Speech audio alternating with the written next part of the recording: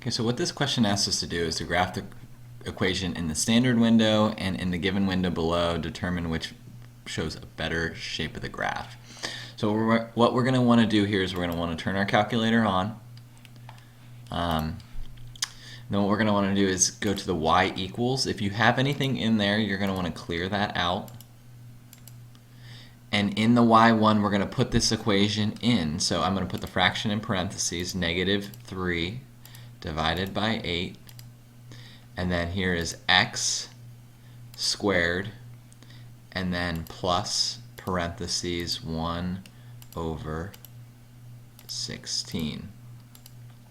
Now to graph in the standard viewing window, what that means, the standard viewing window, we had a video about this in the Moodle, but it's -10 as the x.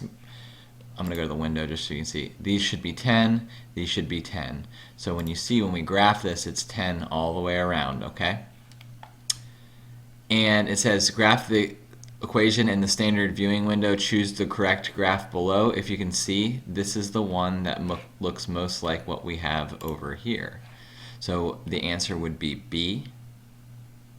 Now it says graph the equation in the window with, this is the x-min of -1, x-max of 1, y-minimum of -0.3, y-maximum of +0.3. So I'm going to go, again, we've got that in the y equals already. We're going to use the same equation, but now we're going to click on window, and instead of the x-min being -10, it's now going to be -1.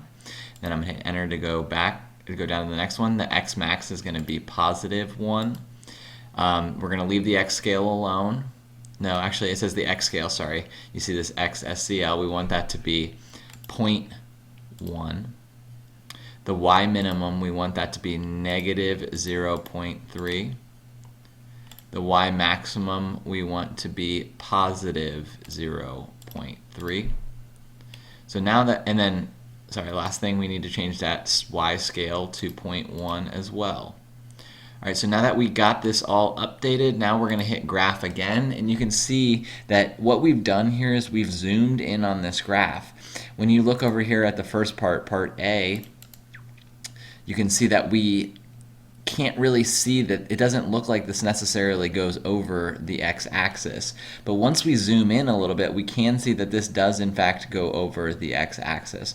What these little tick marks do is, in our standard graph, it makes a tick mark every one place. That's what the x scale of 1 does.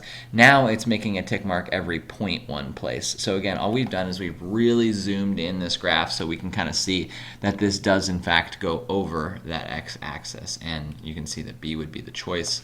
Finally, when you're ready to do the next problem, if you're going to do different graphing, we need to change this back to the standard viewing window. So what you're going to do to be able to change this back to the standard viewing window is we're going to hit zoom, and then you see number 6 says standard. So when I hit zoom 6, it is going to turn that back to that standard graphing window, and when we hit window, we can see that right there. So hope this helps. If you're still having trouble with the graphing calculator, please shoot me an email and let me know.